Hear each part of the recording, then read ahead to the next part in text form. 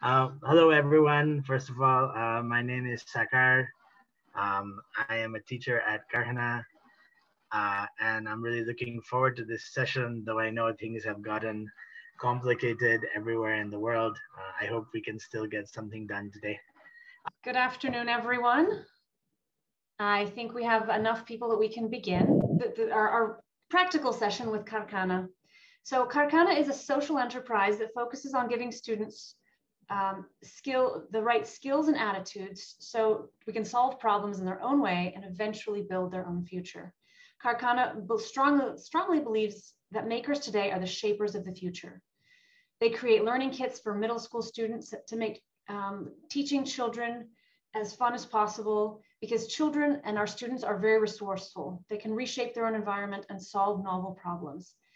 Karkhana believes that giving students the confidence to solve problems will help them immeasurably in their schoolwork as well as solving problems in the future. So we have two trainers with us today, Sakar and Hassin, and they would like to learn a little bit about all of you. So let's start with Sefili, if you can introduce yourself, and then we'll just go down the list. So I'll ask you to introduce yourself. Hello, everyone. I'm Sefili from Tonga. I teach at a high school at the levels of grade 7 and grade STEM in grade 7, and design technology in grade 10, and some other maths and science courses. Thank you. Fantastic. Asena? Hello, everyone. Can you hear me? Yes, we can. Okay. So I'm Asena. I teach at St. Joseph Secondary School in Suva, and I teach biology and chemistry to our senior students. That's the year Form 6 and Form 7, year 12 and 13. Great. Vara?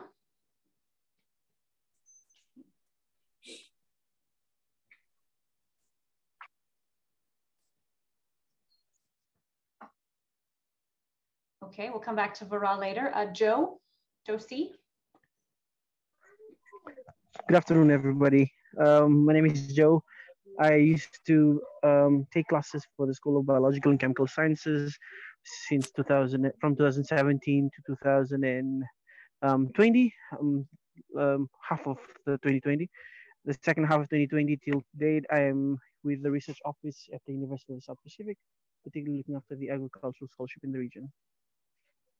Great. Kirti Ram.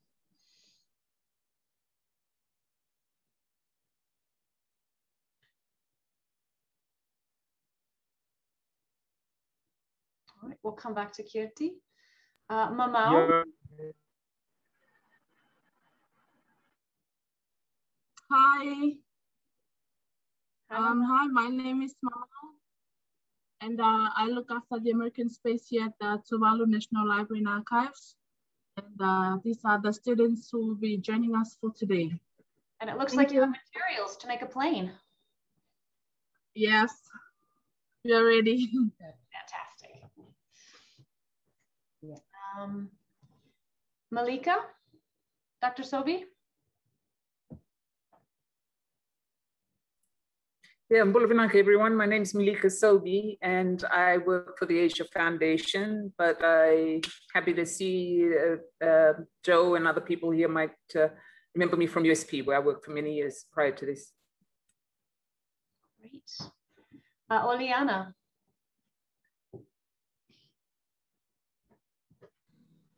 Hi, everyone. Can you hear me? Yes, we can. I am Oleana. I am the Industry and Community Liaison Coordinator at the University of the South Pacific. Until before the restructure, I looked after specifically the Faculty of Sciences and its schools, all its liaison with industry and communities.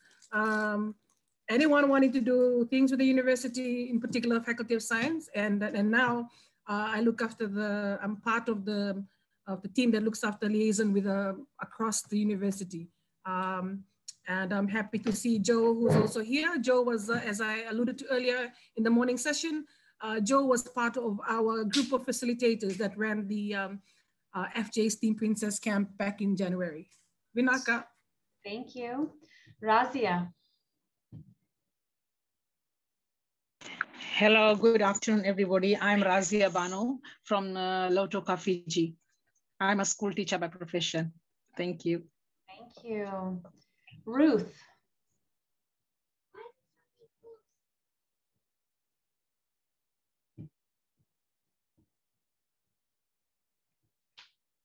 All right, we'll come back to Ruth. Shaleshni. Hi everyone, this is Saleshni from Curriculum Advisory Services, Ministry of Education, Fiji as an Education Officer, Physics. Thank you. Thank you. Shika. Hi, my name is Shika Raturi and I work at USB. My area is tertiary teaching and e-learning. But prior to doing this, I used to teach chemistry. I taught chemistry for many, many years. Wonderful. Thank you. Swaliha. Hello, everyone. I'm Swaliha Salsabil. I am a high school teacher and I teach mathematics. Thank you. Violet. Woman who. Hello, everyone. My name is Violet, and I work at the American Center. I'm really glad to be here. And she's the reason this whole thing is happening. So any of the people who, how about Shika? Are you available to introduce yourself? Did you say Shika? Oh, you already done there, sorry. Yes. All right, so anyone who I called previously who has not introduced themselves, please feel free to pipe up. I think Rebecca. Kirti and Francis were both on mute. So if you guys could unmute yourselves and speak, that would probably be good. Vara, fantastic. Can you hear me? Yes, we can. Okay. I'm Vara or Francis. I'm with the Department of Library Services under the Ministry of Education, but I'm here in my capacity as the coordinator of the American Corner Fiji, based here in Lautoka, Bula Vinaka. Thank you. Hi, can you hear me now? Yes, we can. Thanks, Kirti. Okay, I'm Kirti, and I'm a basic science and chemistry teacher. I teach the juniors and the seniors at LDS College in Suva. Thank you.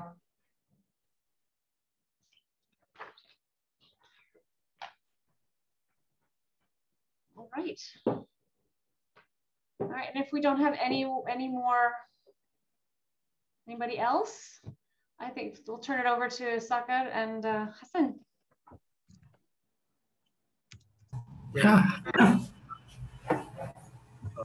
So yeah, you want to jump in, Hassan? You want to take the lead? Sure. Just like maybe start with a quick introduction, right?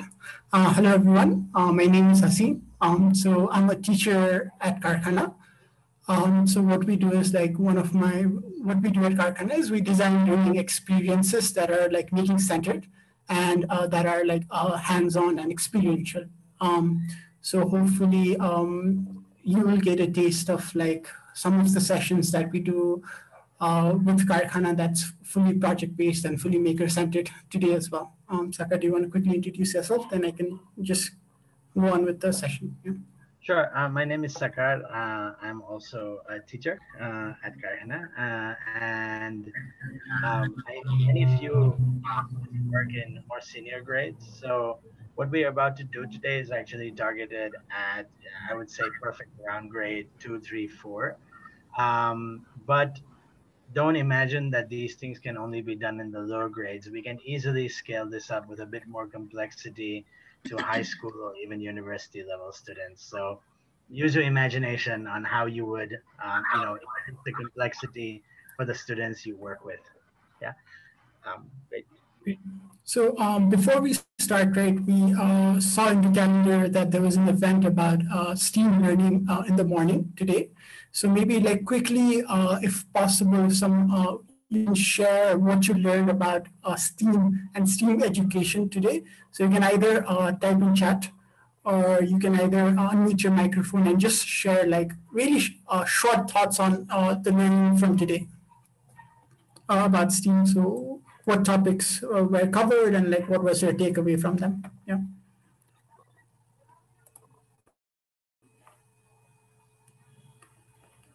So yeah, again, you can either type in chat or you can actually unmute your microphone and like just like speak for less than a minute though. Yeah.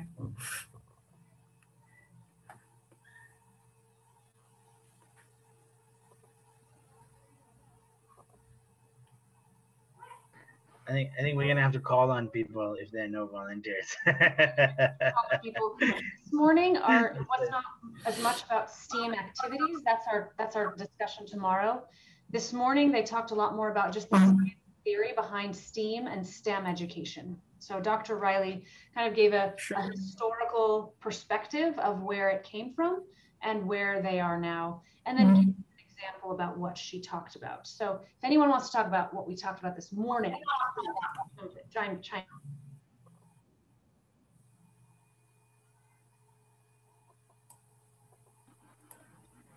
All right, I think I'm gonna randomly start calling on people. How about Kirti? What do you remember from this morning? What was your takeaway? It's not a quiz, just wondering what you remember or what appealed to you. So I liked a lot of things she talked about, but one of my favorites was when she explained about the engineering design process. So it's similar to like the scientific theory on how we ask and then imagine, plan, implement, and then evaluate. So this process kind of like helps the students to just like do critical thinking, ask questions, and then use that to like design experiments or come to a conclusion. Thank you. I get that. Yeah, that sounds good. Anyone else wants to share what they found really interesting from the talk today? I think what Kirti shared is like really interesting and an integral part of STEM or STEAM education, right? So anything else? Any other key insights?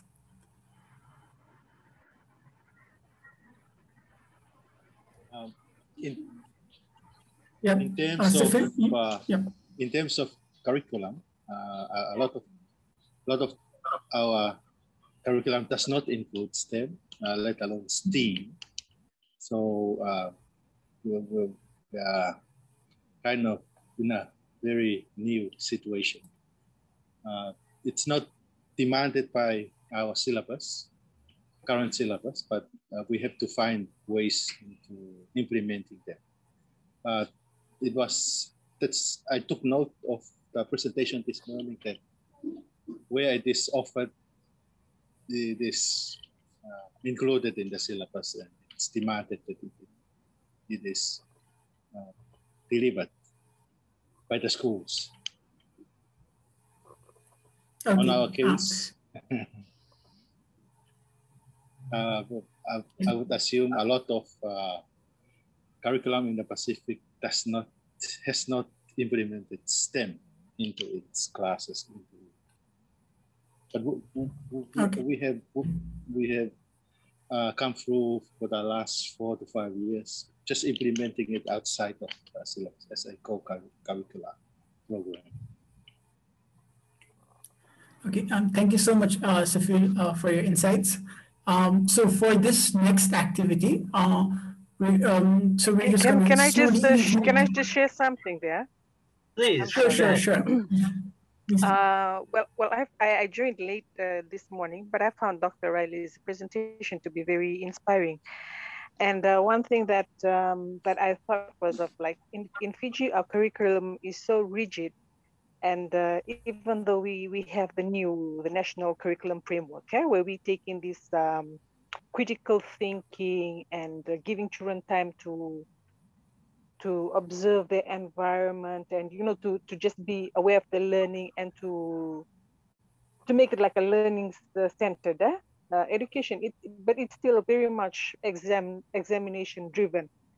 And so when we teachers go into the classroom, we have that limited time whereby we can allow, you know, ask the questions and students are given time to think outside the box. But then at the end of the day, we have to come back quickly to ensure that our coverage is completed because they have an examination to sit at the end of the year. So what I usually do in my classes, I try and make it ask the question in the beginning is to try and get the students to ask themselves why they are learning that particular concept and how will they relate it to real life. You know, and the funny thing is many times when I ask them, so why are we learning this? And the first answer that comes out of their mouth is, it's because it's coming in the examination. And I have to try and tell them, no, you know, stop focusing on the examination. Examination is secondary to why you are learning this. And I think I found that really interesting in Dr. Riley's presentation this morning is the fact that the teachers can come together and compare their curriculum, their syllabus, and try and match it so that STEM or the STEAM subject is across the border. While in our secondary schools, we cannot do that. We have a certain, our science goes its own way, the arts go their own way, the mathematics go their own way. We have to complete a particular concept or particular syllabus before end of term 1, end of term 2, and it's covered by the time they sit for the national examination. And I think that's where our limitation is in terms of trying to get the students to think beyond that and to expand their thinking. And that's an area where I feel that we still need to improve upon. Thank you. Thank you. That's a very good point. So I know we have some open discussion time, and if people are interested, we can talk a little bit about how we've been trying to do policy level changes and curriculum level changes, and how we've been trying to burrow our way into the system is how I describe it. For today's session, for this immediate session, let's focus on what happens inside the classroom, play around a little bit. And then in other time, we can sort of expand out and think about how we tackle some of these issues that you raised. Yeah. Cool. Hasin, go ahead. Yeah, thank you. Yeah. So for this next activity, right? What we want you to request, we want to request you to like actually, if it's possible, please turn on your video. So if everyone can like quickly turn on your video, we can proceed with the next activity. Hasin, when should we do a brief introduction of okay. Let's Read program? Do you want to do it after this activity? Is that when we want to do it? Yeah, after this one, fantastic. so that we can ease it into like the story. Yeah, sounds good. Great. So for this, what we're gonna do is, right, I'm gonna like actually talk, speak about I'm gonna make 4 or 5 statements, right? So as soon as I make the statement, if the statement is true for you, what I want you to do is I want you to leave your camera on, right? But let's say if the statement is false and it does not apply to you, what I want you to do. So my first statement is, right, I have learned to cook a new dish during this pandemic.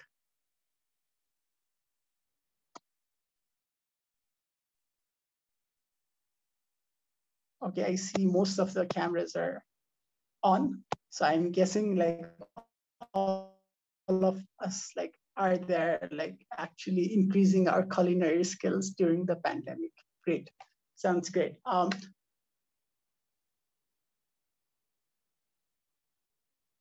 Okay, so if you haven't, you can turn off your camera as well. So I see most of us have our cameras on, so yeah. Okay, great. I actually prefer working from home compared to working from an office or a school.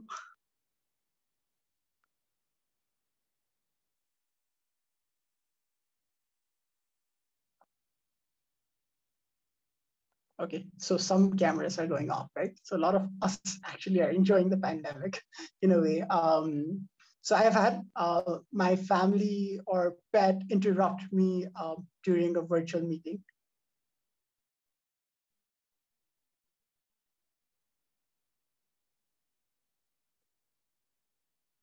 Okay, and not a lot of us have had that. Okay. So while attending a virtual meeting, I've actually got all dressed up on the top half, but I didn't dress up on the bottom half, just so that.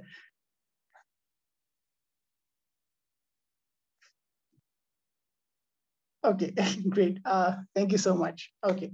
Thank you so much for actively participating. We'd like to request you to keep turning on your camera on throughout the session, because we're going to have a lot of hands-on activities, and it would be nice for us to see you guys like actually work on it. And also, it also means that if, like, let's say, it doesn't seem to us that we're just talking to a screen. So if you just like to quickly request all of you, if possible, to turn on your cameras during the entire session. Okay, thank you so much. So Sakar, over to you. Yeah.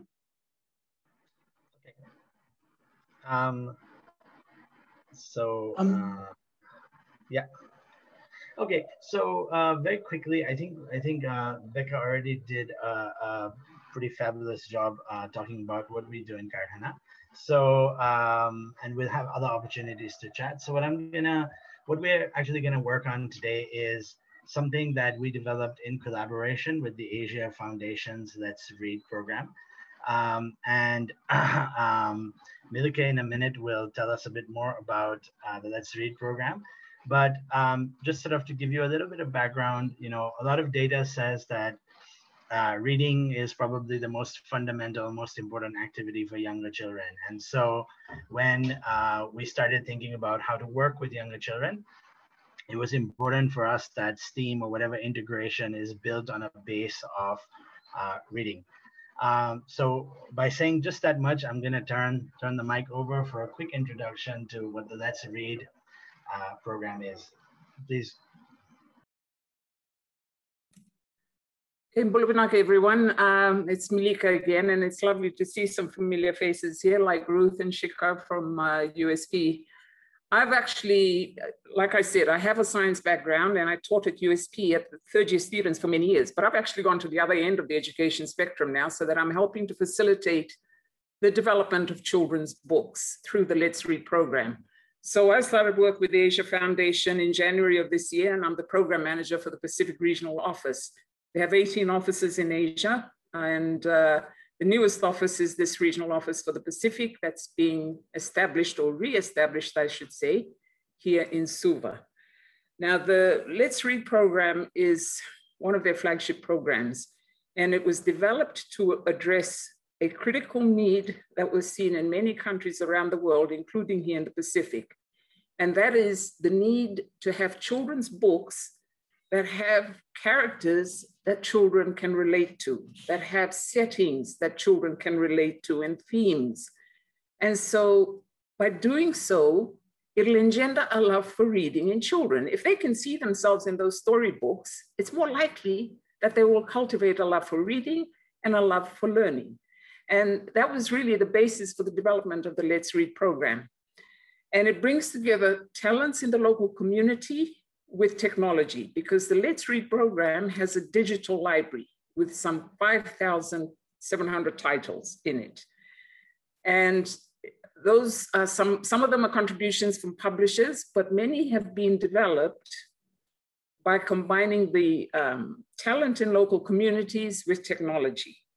And so in 2016, they convened the first book lab, or you might know it by a write shop, where they convened local writers, local aspiring writers, illustrators, editors, to develop children's books that were then translated into the local language. And these books were often along a certain theme. And since 2016 till now, there have been numerous book labs run in several countries. The exciting news I have for you is that we're going to run our first book lab in the Pacific here in Suva. It was supposed to have been next week, but it'll now be deferred because of this lockdown. But we're getting together local writers and illustrators and editors, and we're going to be together for a week. At the end of that week, we hope to have 5 children's books, and we're targeting the age group from 4 to 8 years old. So basically preschool to class 3. Now, if you go to the Let's Read digital library, and I urge all of you to go to that, just go to the Asia Foundation website and it'll direct you to the Let's Read library. It's open access to everyone so that children can be read to by their parents, by their school teachers with these books that are in the digital library. But our book lab that's going to be run in the next couple of months here is going to be on the theme of human rights and the inclusion of people with disabilities. And so I've actually got, the aim is to produce books that children that are able-bodied and children with disabilities can basically just view each other as the same. They have the same capabilities so that there's no discrimination. And therefore, hopefully, it reduces bullying of children with disabilities. So we're really excited about it. I have people that are vision impaired, that are deaf, that are contributing to the illustration and the writing of these books, but we're also getting teachers that are teaching in the 17, I think the Ministry of Education has some 17 specialist schools, but we also need the insights of teachers that teach, children with learning disabilities to advise the sort of books, the sort of storylines that will appeal to these children that have learning disabilities. So, please make use of this wonderful resource that is free. If you have a computer, you just go to the Let's Read digital library that has 5,700 children's books. They're at different levels and therefore catering for children in different grades. And there's some 350,000 books in print and there's 42 languages. The Let's Read digital library has books in 42 languages. So with the book lab that we're running here in Fiji, those books will be then translated into the Fijian language, Fiji Hindi, sign, in audio, and also Braille. And we're really excited about this because there is such a lack of children's books locally that local children can read and relate to and say, wow, that's me. And therefore learn to love to read and to love to learn. And they also learn to explore the world through the Let's Read program. I've actually read a few of these children's books, and so now I know how batik dye in Indonesia is produced from one of these children's books. So that's my spiel on the Let's Read program, and I'm happy that you're making use of that resource, Sakar. Thank you. Vinaka. Thank you so much. Appreciate that. Okay, so there's a link that I just shared in the chat. If everyone could click on it, it will take you to the Let's Read website, but more specifically, it'll take you to the book we're using today. And I know we have a bunch of kids sitting and waiting at the American space. Guys, now is the fun part. The adults are done jibber-jabbering. We're gonna get to some storytelling and building. But I need everybody's help with this, okay? So what we're gonna do is we're gonna look at this story and we're gonna read it together first before we do the activity. Is that cool? Everyone okay with that? Thumbs up? Yeah, I'm not seeing anyone give me a thumbs up. Okay, there we go. There we go. Yeah, I see some people. Thank you guys. Great. So here's what we're gonna do. I'm going to start this story, and then when I'm done with page 1, someone else is going to jump in, and please just jump in, and you're gonna read page 2. And when we're done with all 13, we're gonna get to the activity. Cool? Yeah. Okay. Great. So this story is called "How Do Aeroplanes Fly?" Okay. Sarla liked to watch birds fly. One day, during science class, she looked out of the window and saw an eagle gliding in the sky. How happy the bird must be. She also liked to see planes flying. "Hey, what's your name? Should you not be looking at the board?" asked the new teacher in Sarla's class. Sarla got up hastily and said, "Sorry, madam, I was watching an eagle. I wish we could fly like a bird or an aeroplane." "What's your name?" "Sarla." Okay, next, someone jump in. Oh, how nice. Do you know that Sarla was the name of the first Indian woman pilot too? My name, Hamsa, means swan. Swans are one of the largest flying birds, you know, said the teacher. You must spend some time in the library, Sarla. I'm sure there are many books about birds and flights and machines that fly like airplanes. Over the next few days, Sarla happily learned a lot about birds and about airplanes.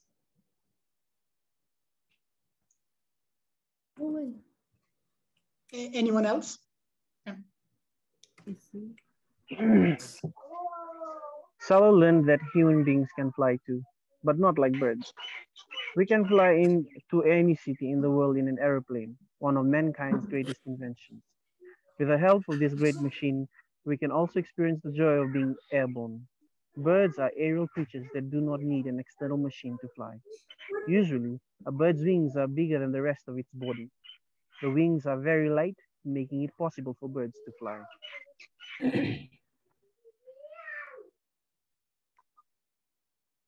Thank you. Next.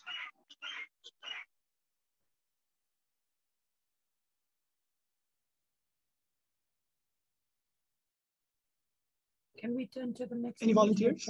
Next page, please. Okay, next page. Yeah, sorry, here we go. Airplanes are huge and very heavy. Just like birds, airplanes have wings on both their sides, which help them to fly.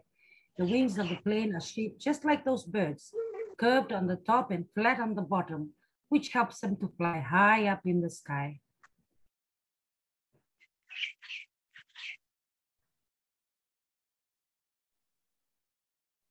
Birds flap their wings to fly, but of course, we have never seen an airplane flapping its wings. Birds flap their wings as they use the wind to push the body upwards. Airplanes also fly with the help of the force of the wind. This machine uses the engine inside its body to create wind that flows below the plane.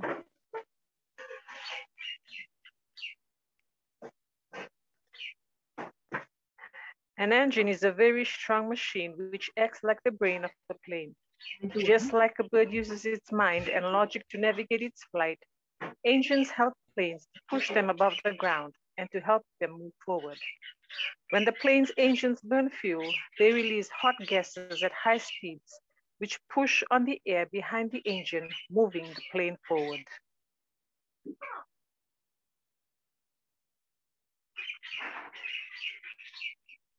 Cars and other vehicles with engines move forward too, but they cannot go up in the sky like planes.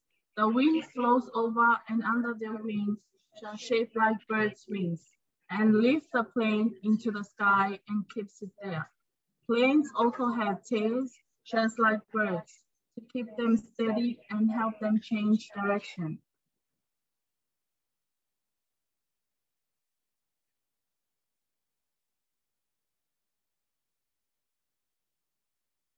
Planes need big long roads to take off and land.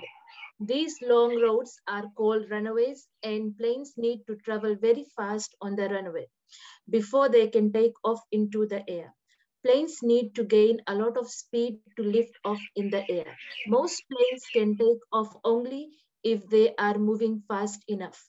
The runway is an important part of the airport, as it gives aeroplanes enough time to increase their speed and ultimately take off.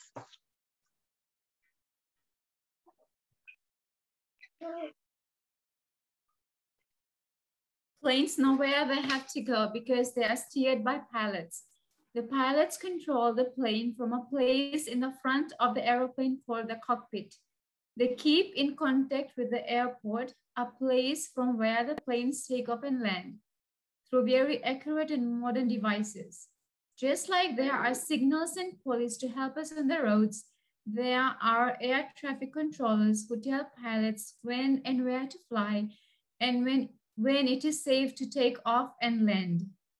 A plane is actually a giant bird. It is not only shaped like a bird, it also allows us to fly, though not like birds.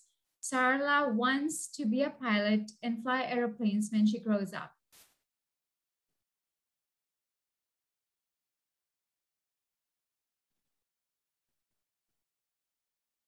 Okay, great. Thank you so much. I hope you had like I hope you had a nice experience reading the story.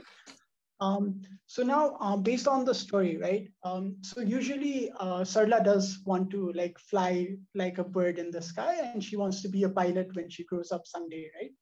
But I think although these planes have these big engines are made out of metals, Sarla doesn't have to wait until like she grows up to become a pilot and be able to fly a plane, right?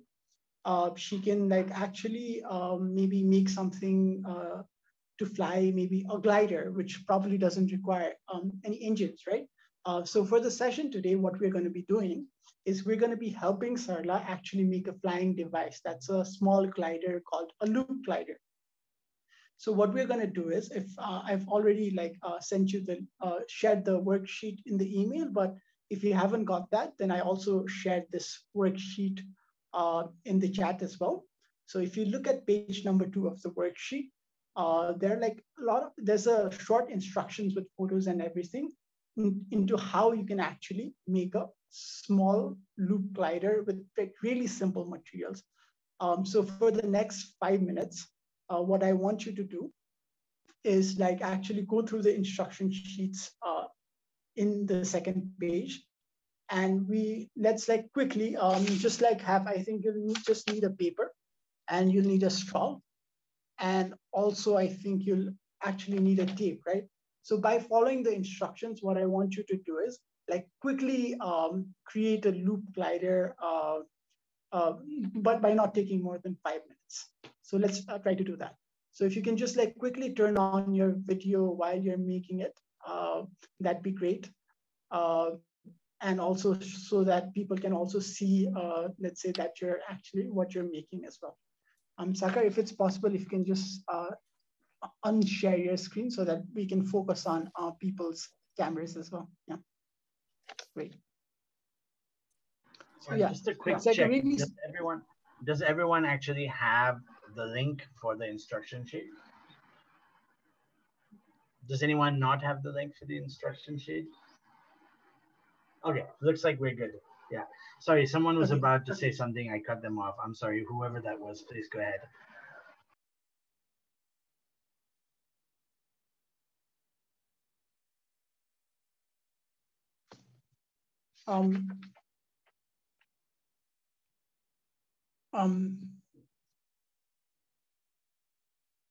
Becca, if it's possible to put the students at the American spaces in the spotlight so that everyone can see them make the planes, and that'd be easy as well. Yeah. So yeah, you'll just be needing a simple straw and a piece of paper, and just like it's a really simple instruction. So let's follow that and try to make a loop glider really fast.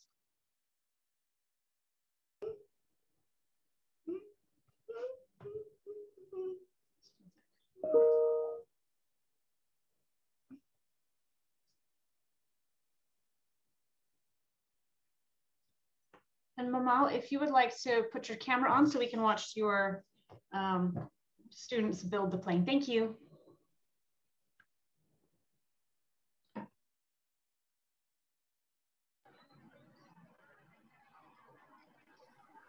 Yeah, Mama, maybe you can just even do a screen share on your end so that we can see what's going on. Okay. So yeah, if you guys have the instruction sheets, just like you can just start following the instruction sheets and start building. So you have 5 minutes for that, right? Please take in, let's say, a paper, start cutting it, and use a straw and like start making loops on it, and then start making the glider.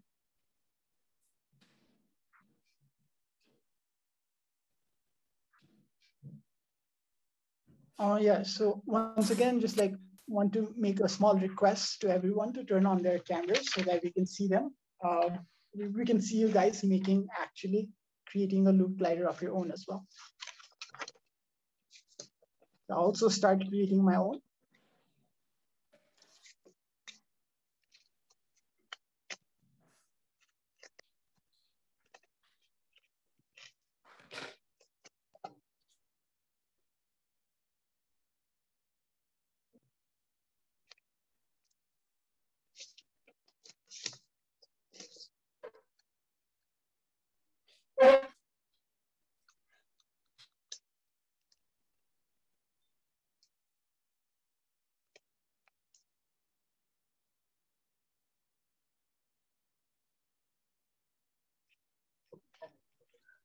Becca,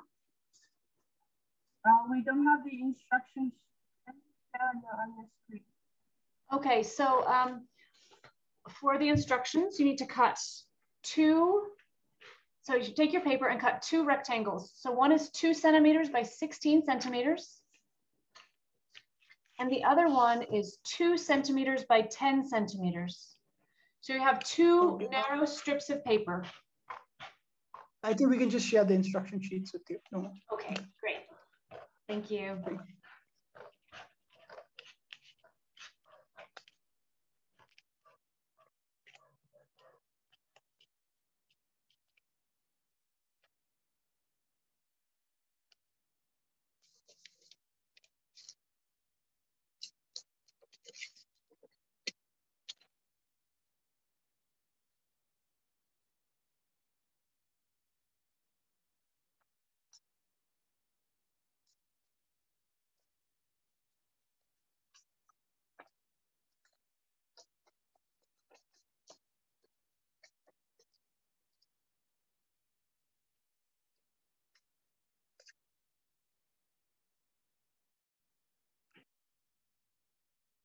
So yeah, we'd want to start by like creating two loops that are of unequal size, right?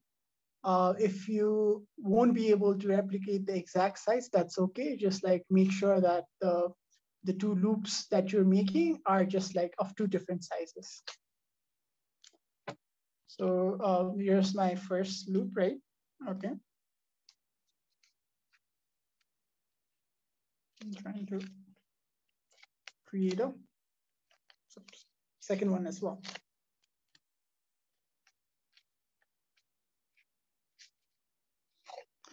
So guys, maybe 2 more minutes left. And if you're done with actually building your loop gliders, what you can actually do is like also start testing if the loop gliders that you build are taking flight or not.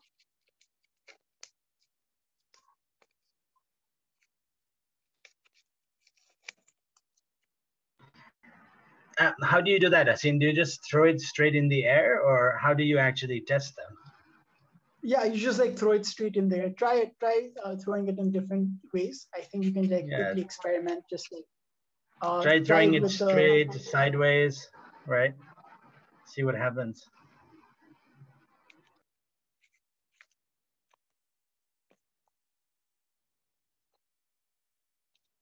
So yeah, so far this is the horrible loop glider that I have right now. So all you have to do is like try throwing it straight. Yeah. So Oliana, if you don't have a plastic straw, right, what you can do is, I mean, just like try to any light materials that you have. Maybe use, let's say, if it's not a plastic straw, then you can make a straw out of paper as well. The A4 papers that you have. Just try to roll the A4 papers and like make it a little rigid structure, and then you can loop in with other papers as well. I think that works as well. We used a little, Here, little food stick since I didn't have any straws today, but it worked just fine. Yeah. Anything that's like maybe a little lightweight and it's like is cylindrical in shape should work. So this is my loop glider for now, right? If you guys can see it right here. So I'm just gonna try an experiment and try throwing it.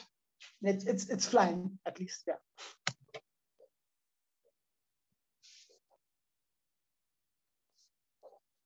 Last 1 minute, right? Just let me know if you guys are done with the experiment, yeah. Or building, at least you have a flying, let's say, loop glider so far. Yeah.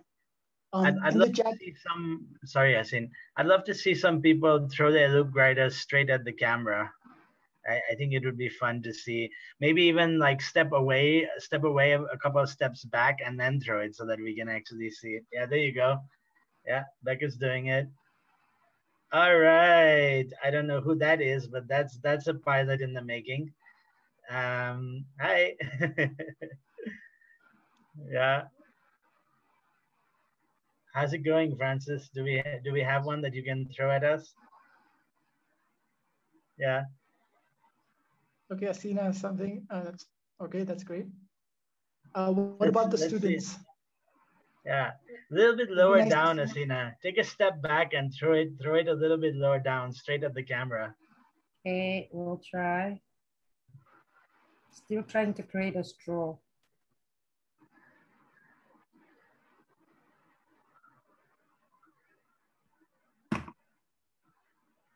Yeah, nice. I think Sefili is doing a good job of trying to create a straw. I think that's interesting. Yeah. And then, okay.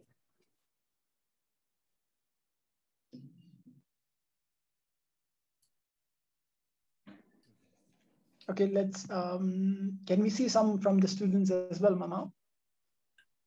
Have they managed to like put together a loop glider as of yet? Yeah. Do it fast, guys. Don't worry. The first one, yeah. Look at Haseen's. Yours will be better than Haseen's for sure. Yeah. People who couldn't find straws, have you found alternatives? Just a little stick will do. Even a broomstick just will do. Yeah, a lot of you are creating it out of paper. I can see a paper straw is good too, right? Yeah, just roll some paper up and tape it.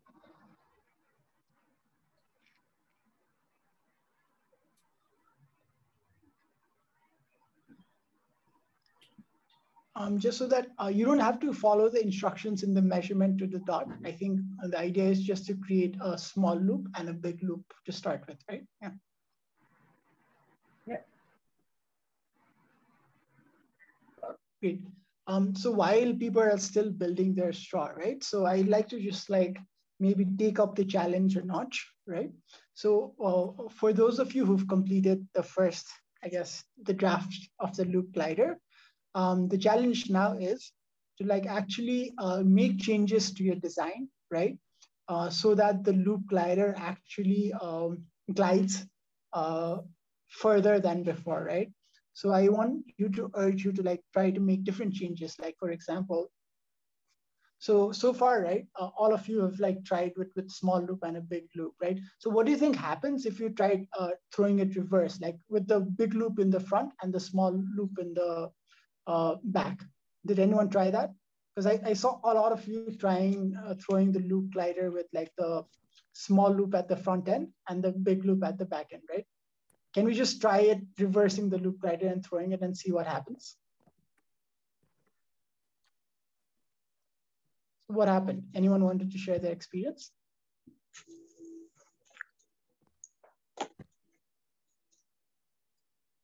So what happened when the big loop was on the front compared to the small loop? Is it the same? I mean, it sort of flips in reverse, flips. And why do you think that is? Anyone wants to share? Is that an agreement for all of you who's trying that? Yep, it flips at first. Okay, it flips. It flips in, yeah. So what do you think happens? Let's say, okay, it flips, right? What do you think happens? Let's say if I put a loop in between, maybe try to make quick predictions. So instead of 2 loops, right, I put 3 loops with a loop in between. Haseen, can we take a moment just to check in with Mao and see what's happening there? Are we getting some flight, guys? Okay, sure. I'd like to see our students at the American space. I'd like to see a few of your loop gliders. I saw that one got made. Can we see that one fly? Yeah, just throw it from back there, straight at the camera. There you go. You gotta throw it, otherwise it won't fly. Yeah, there you go. There you go.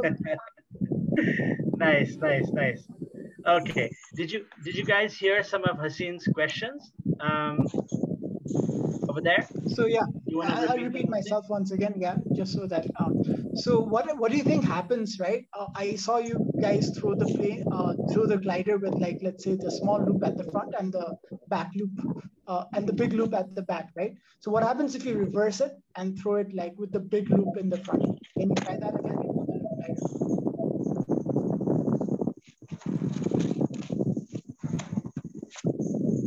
just like pick up the loop glider again, and this time throw it in reverse. Can you guys do that? No.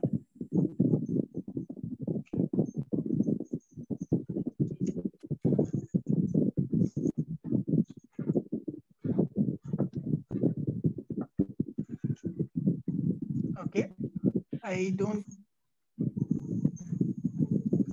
Okay, it's all right. So now, okay, I think at least all of us have like one draft of like, let's say the loop glider, right? So the challenge now, so I'm just gonna quickly introduce the challenge for today. So today, once again, repeat the challenge, is that now let's make changes to the design of your loop glider so that the loop glider actually glides further than before, right? So you have the next 5 minutes to experiment with different changes that you can make to the loop glider, right? I suggest you try adding in more weight through adding in more straws, right? Or maybe someone can add in a loop in between. What happens if you add wings? So try all these different things, right? For the next 5 minutes, what I want you to do, the students and everyone else as well, is to experiment and like try new things, adding wings, adding loops, right? Changing the sizes of the loops and everything to see if you can actually get your loop glider to actually glide further than before. And let's say we'll have a small surprise for someone who can like actually make it glide the longest as well. So let's try that. We have 5 minutes. Let's try making changes to our loop glider so that it glides further than before. And feel free to use different straws, right? Longer straws as well if you have one.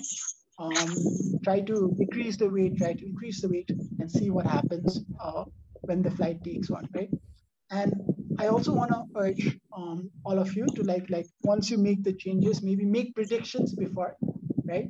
And then note it down somewhere in the chat before like testing it with your flight and see if your predictions actually hold true as well.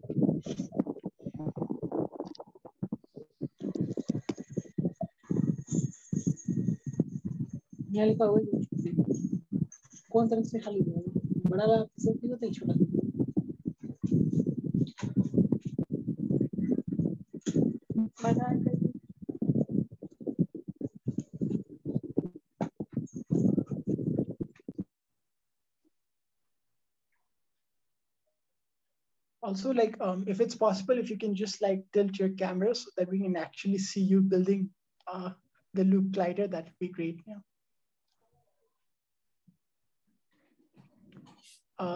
Safili, did you manage to get the replacement of a straw working?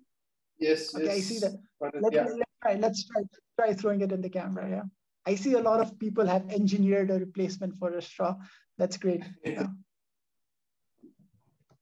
I'm trying to staple it. Okay.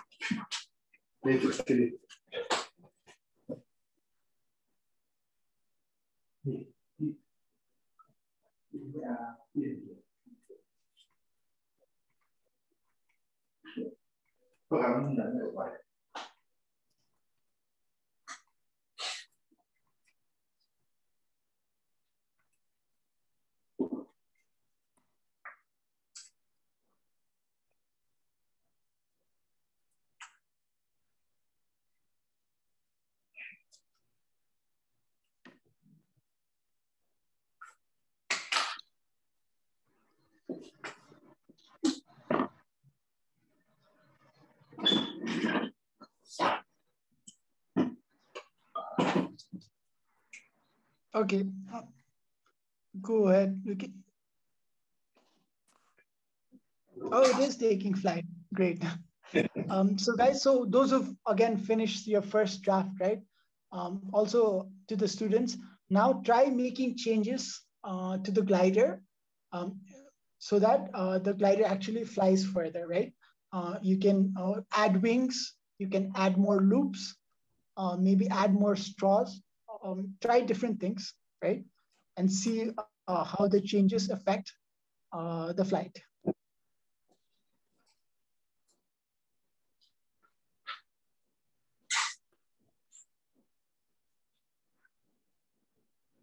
Mamau, maybe you could just ask our students there, what do you think will happen if you add a couple more loops to the loop glider?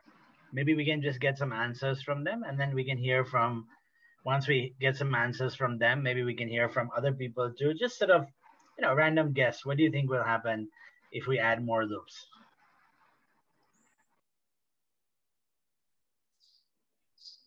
Will it go further? Will it not go further? Will it flip around more? All right. Vivia has something to say. Hold it up. We added one extra loop in the middle, and it glides longer. It glides longer, and sometimes it glides a little higher. A little higher. Okay. Why do you think that is? I don't know. Any guesses? I'm sorry, I didn't get you. Could you repeat? It's over. She doesn't know. She just said that she added an extra loop, and it sometimes went a little higher, and it definitely went further. But she doesn't know what. Okay. Good. Yeah. So yeah. So maybe for those for the students, right? Can you let's say try maybe adding in what happens if you add another loop? Do you think that still holds true? That given that 3 loops, it means that it went actually further. Do you think adding another loop will help the glider go further as well? Go further than the 3 loops? If you had 100 loops, do you think you could get it all the way over Mount Everest and to where we are in Kathmandu? Mama was about to say something. I'd like to hear that.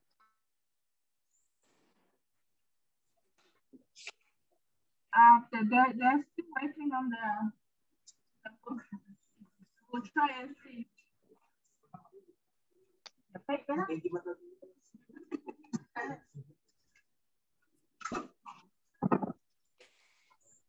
Well, Vivian, what did you have to say about loops?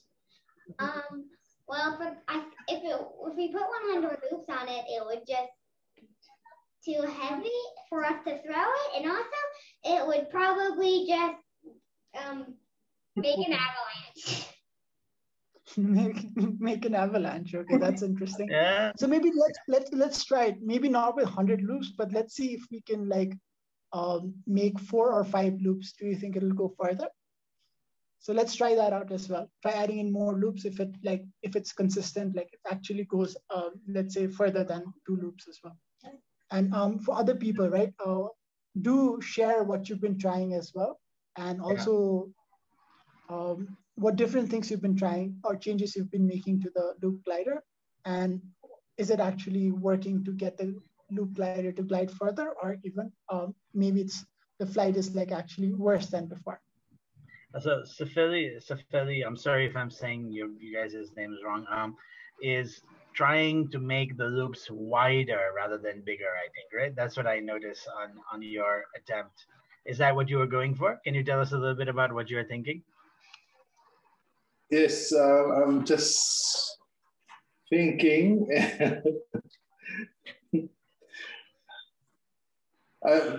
It's just an alternative that just come. I'm thinking if airflow goes through, it will somehow give us some direction from, from the smaller into the bigger.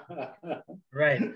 No, as we read in the story, it turns out aeroplanes fly because air flows under their wings, right? So if your surface area is bigger, maybe it will fly longer or higher, like Vivian, I think, said earlier. Yeah, it's an interesting idea. Let's see if it holds true. I noticed Shalishni trying a different thing as well. Shalishni, if it's possible, just to share your loop glider and what you tried and what happened as a result. If you can just unmute your microphone. Yeah. Actually, I have got 3 of these loops, and what I tried to do is like slightly consistently increase the size of the loops.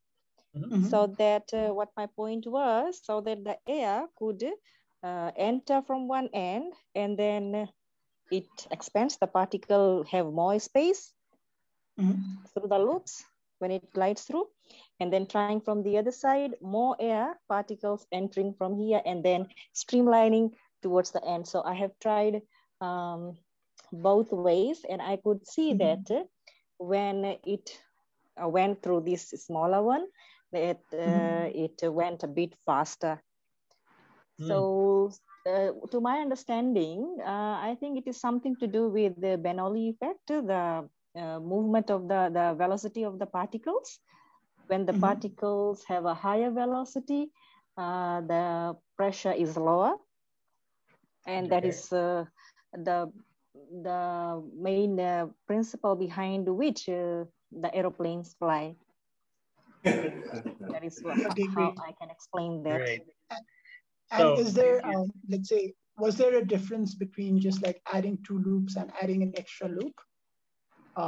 Yes, adding the extra loop, it made it go a little bit further. Okay, great. So thank you, Salishni, for highlighting something. I think there's some higher education and senior grade teachers here. You just saw how Salishni pushed the scientific ideas of this simple, this very simple technology to, I think, what would have been appropriate for 9th or 10th graders there, right? Maybe even a bit higher. Whereas some of the early discussions we were running, that I think Vivian engaged with are more appropriate for younger learners, right? So thank you. That was a very good illustration of how you can push this kind of activity up or down understanding chains. Yeah. So another thing that I'd really love for you guys to also try is like actually to add wings using paper as well, right? And do you think like adding wings would like actually, let's say, probably increase the flight time for the gliders as well? So like, let's maybe we'll start with a quick prediction, right? What do you think will happen when we add wings to the loop gliders instead of just the loops? I what did changes yeah. So you can just quickly share. Yeah. I did it. So what happened? The paper curved and then went downhill. So it went downhill. Okay. It curved. It sort of flew in a curve here.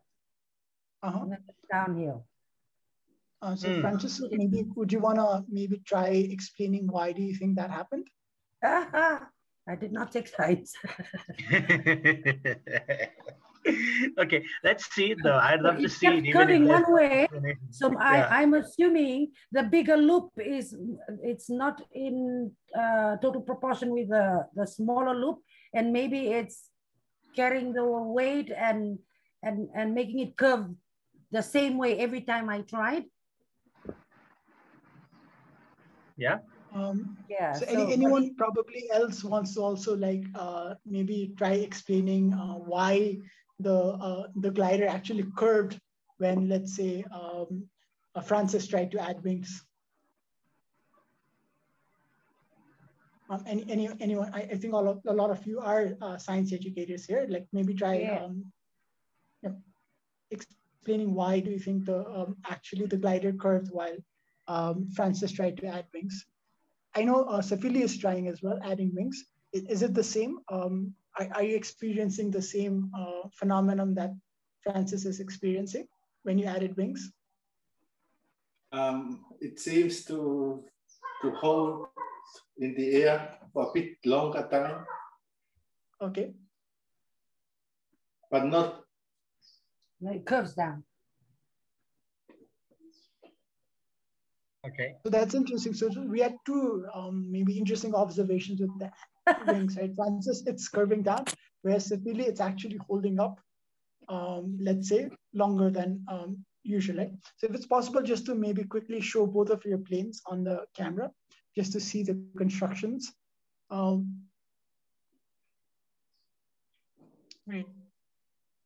How are we doing in the American space? Have we added some wings there? So one distinct difference I noticed is like the shape of the wings is different, right? And the placements as well. So Francis and Safili, if you can experiment with like the placement and the shapes of the wings as well and see if actually it holds true even when you change the shape, that'd be interesting as well. Yeah. Any updates from the American spaces?